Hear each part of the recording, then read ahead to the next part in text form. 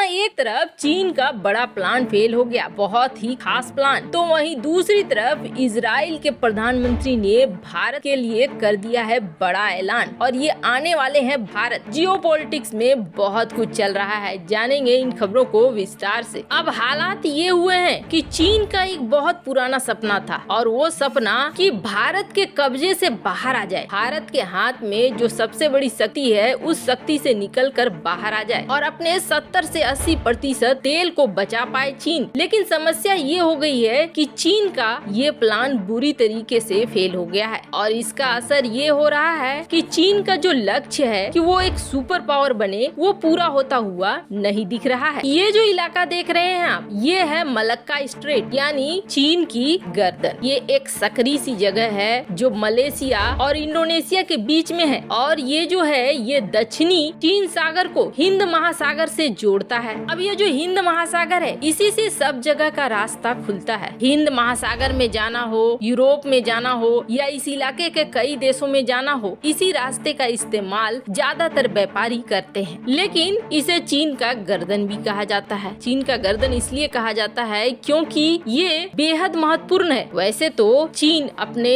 तेल का 70% Saudi Arabia से, ईरान से, इराक से लेकर आता है। अरब देशों से ये तेल खरीदता है चीन और फिर अपनी पूरी शिपमेंट इसी रास्ते से गुजारते हुए दक्षिण चीन सागर से होते हुए अपने देश में ले जाता है। यानी ये कहें, चीन को अगर दुनिया भर से कोई महत्वपूर्ण सामान मंगवाना भी है तो वो भी इसी रास्ते का इस्तेमाल करता है। और सिर्फ इतना तक ही नहीं है कि सिर्फ यहाँ तक लाना है, यहाँ तक कि दुनिया को अगर कुछ बेचना भी है तो चीन को इसी रास्ते से होकर गुजरना पड़ेगा। 60 से 80% तक इसी रास्ते से होकर आता और जाता है। यानी साधारण भाषा में कहें तो ये है चीन की लाइफलाइन। अब स्ट्रेट ऑफ मलक्का के ठीक ऊपर सामने भारत का अंडमान महाद्वीप है, जहां भारत ने न सिर्फ अपना बेस बना रखा है बल्कि बड़ी संख्या में सेना की तैनाती भी कर रखी है। भारत ने वो ताकत हासिल कर ली है कि इस स्ट्रेट ऑफ मलक्का को जब भी चाहे भारत बंद कर सकता है। और सिर्फ इतना ही नहीं, मलेशिया और सिंगापुर के आसपास अमेरिका भी अपने नौसैनिकों की तैनाती रखता है। मतलब इस इलाके में भारत अमेरिका ये मिलकर पूरी तरीके से इस इलाके को ब्लॉक कर सकते हैं। 70-80% व्यापार इसी रास्ते से होना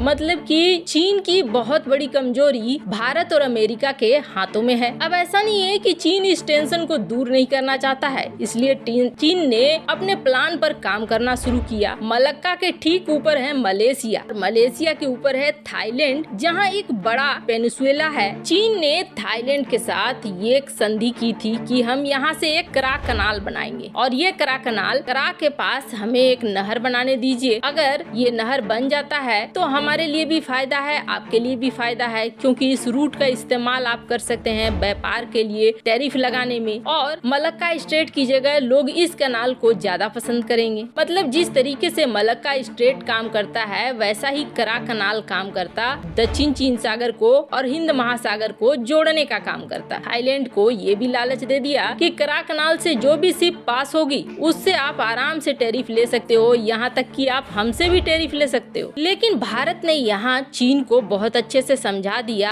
और ये प्लान कैंसिल हो गया। थाईलैंड समझ गया कि ये सब करके एक तो चीन अपने लिए रास्ता बना लेगा, ऊपर से हमें कर्ज में डुबो देगा और जैसे श्रीलंका में किया वैसा ही करेगा। अगर हम कर्ज नहीं चुका पाएंगे तो 99 साल तक के लिए इस करा कनाल पर कब्जा हो जाएगा चीन का। और हुआ ये कि करा कनाल प्रोजेक्ट हो गया कैंसिल। लेकिन चीन यहाँ पर हार मानकर नहीं बैठा, चीन ने नई प्लानिंग शुरू की। अब कनाल की बात नहीं मानी तो ये कहा कि चलो हम एक रेलवे लाइन बनाते हैं जो रेलवे लाइन करा तक पहुँचे और करा के बाद हम वहाँ से एक पोर्ट बना लेंगे थाईलैंड में और जहाँ से शिपमेंट हमारी जाएगी। अब प्लान तो अच्छा बनाया चीन ने कि यहाँ तक माल पहुँच जाए और उसके बाद रेलवे लाइन के जरिए आराम से पहुँच जाएगा चीन तक, और $5 अरब के लागत पर ये प्रोजेक्ट बनने वाला था। और कहानी वही थी कि चीन लोन देता। चीन ने यहाँ तक ऑफर दे दिया कि आप अपनी कंपनी लगाओ, अपने मजदूर लगाओ, सिर्फ हम लोन देंगे। लेकिन यहाँ भी अब कामयाबी मिलती हुई नहीं दिख रही है चीन को, क्योंकि थाईलैंड एक प्रो यूएस कंट्री है और अमेरिका ने अब इस जगह पे दिमाग लगा दिया है और इस प्रोजेक्ट को रोकने के लिए हर संभव कोशिश कर रहा है। वहीं दूसरी तरफ इजराइल के नए प्रधानमंत्री नेफ्ताली बेनेट ने किया है बड़ा ऐलान और इस ऐलान के बाद बाद पाकिस्तान और चीन दोनों के अंदर खलबली जरूर मची है, क्योंकि इजराइल एक ऐसा देश है जो बहुत ही हाईटेक देश है, हाईटेक हथियारों के लिए प्रसिद्ध है। भारत और इजराइल के बीच 30 साल के संबंध पूरे हो रहे हैं, जिसके बाद भारत और इजराइल ने पूरे साल जश्न मनाने का ऐलान किया है। और इस ऐलान के बाद जहां इन दो देशों में टेंशन बढ़ी है, तो वहीं इजराइल के प्रधानमंत्री ने ये ऐलान कर दिया है कि वो इस साल भारत के दौरे पर आएंगे और भारत और इजराइल ने एक वर्चुअली लोगो भी जारी किया है। भारत में इजराइल के जो राजदूत हैं नाओर गिलोन, उन्होंने पीएम बेनेट के भारत दौरे की पुष्टि भी की है। उनके साथ इजरायली प्रतिनिधि मंडल भी भारत आएगा और संभवतः यही बात हो रही है कि दोनों देशों के बीच कोई बड़ी डील फाइनल होगी। वैसे आपको क्या लगता है, क्या